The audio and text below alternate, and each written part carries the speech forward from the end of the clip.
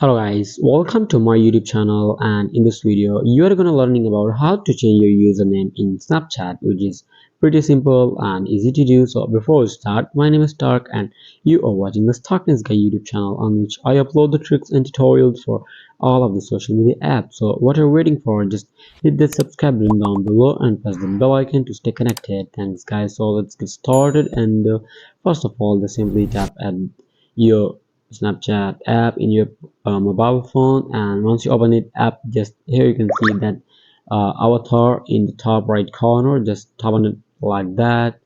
By tapping on it, you will be come to your profile section. In your profile section, just hit that gear icon in the top right corner, just like that.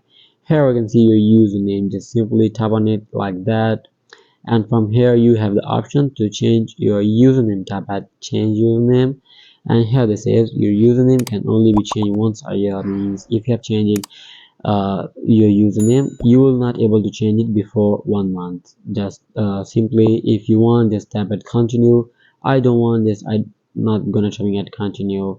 Once you tap at continue, you will have the option to edit it, and then you will have option in the top right corner to tap at save.